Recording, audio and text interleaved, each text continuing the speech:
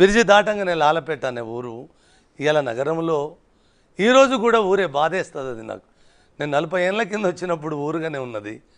ఈరోజు అదే పేరు అదే ఊరిగా మా ఊరు తర్వాత నాకు పెద్దగా నచ్చిన నగరంలో అత్యంత ఇష్టమైన ఊరు లాలపేట. ఎందుకంటే పుట్టడి కష్టాలతో నేను లాలపేటకు వచ్చినప్పుడు హక్కున చేర్చుకొని నాకు ఊతము ఊపిరి కలిగించి ఎక్కడ కానీ నేను లాలపేటకు ఎందుకు కృతజ్ఞత చెప్పాలంటే మనిషి మనిషికి వీడెవ్వర్రా అన్న కొలమానాలు ఉంటాయి. ఎందుకో మా ఊళ్ళో నన్ను ఏ కొలమానాలతో అడగలేదు. అదే రీతిగా లాలపేట కూడా ఏ రోజు వీడు ఎక్కడి నుంచి వచ్చిండు వీడు ఎవ్వడు అని అడిగే నేపథ్యం నాకు లాలపేట కనవలేదు. అందుకోసం మా ఊరి ఎంత బాగా నచ్చిందో, మా ఊరి కంటే నేను లాలపేటలోనే ఎక్కువ కాలం ఉన్నా. అందుకోసం ఆ లాలపేట ప్రజలకు ఆ లాలపేటకు నేను నిజంగా గుండె నిండుగా కృతజ్ఞత చెప్పుకోవాలి. ఇప్పుడు బిగ్ టీవీ తరపున ఆ రీతిగా రేవంత్ నా అతడికి వస్తా అన్నప్పుడు అయోధ్య నువ్వు వద్దు నాన్న, నేనే వస్తాను, మీ ఇంటికి పిలవండి. ఇప్పుడే నేను అయోధ్య అది రేవంత్ రెడ్డి వారి ఇంటికి వస్తే ఇక్కడ రాజకీయాలు గమ్మత్తి నానా నేపథ్యంగా మాట్లాడుతుంటే అవసరం లేదు నాన్న, కానీ ఒకానొక రోజు నేను రేవంత్ ఇంటికి రావాల్సిన రోజు వస్తుంది. అది నాకు ఇష్టంగా ఉన్నది. ఎందుకంటే రేవంత్ను అరెస్టు చేసిన నాడు అది ఎక్కడ అనేది నాకు పెద్దగా గుర్తులేదు, కానీ ఆ తల్లి కూతుళ్ళు తలబడ్డ విధానము నాకు నిజంగానే నేను ఎప్పుడు వాళ్ళ దుఃఖాన్ని మర్చిపోలేను. అంటే మీ గుండెను హత్తుకోవడం కాదు, నన్ను అంటే కలవరపెట్టింది.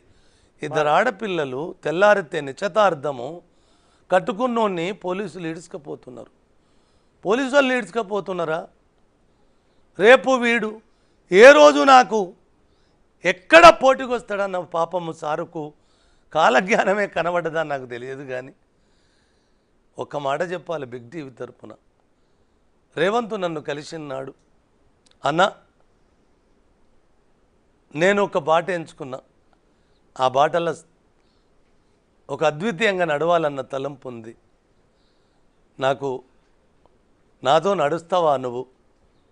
నాతో నడవాలని ఉన్నది నాకు, కానీ నీ ఇష్టం అన్న. మళ్ళీ లేదు నాన్న, నేను మీతోటి నడవడానికి కాదు, కానీ నువ్వు మడమ తిప్పకుండా తెలంగాణ కోసమే పనిచేస్తే నేను తెలియనంతగా మీ ఎంబడే ఉంటాను, దండలో దారంలాగా అన్నాను. నిజంగా నాన్న, అది ఏ ముహూర్తమో ఏ రోజో డేటు తెలియదు, కానీ రేవంత్ కూతురు నిశ్చితార్థము నాడు రేవంత్ను అత్యంత నికృష్టత కలిగి అత్యంత నియతృత్వంగా, అంత పదవి అహంకారమో పాలనాంకారమో నాకు తెలియదు, కానీ ఆ పిల్లగాన్ని ఈడ్చుకపోయిన ముహూర్తము ఇలా మిమ్మల్ని ఈడ్చి చెంపచాచి కొడితే కళ్ళు బయలురుగమ్మి మెదడు బ్లాక్ అయి కూర్చున్న ముహూర్తం అది. మనం అనుకుంటాం మనం ఇంత అని, మనం అంతా అని. ఎంత ఉంటుంది నాన్న సైనడు ముక్క ఇట్లా వేసుకుంటే చంపేస్తుంది. ఎంత ఉంటుంది నాన్న ఇంత విరుద్ధం బతుకులనే విధ్వంసం చేస్తుంది. నేను అనుకున్నవాడు కాలానికి ఎదురీదినోడు చరిత్రలో ఎవరు లేరు.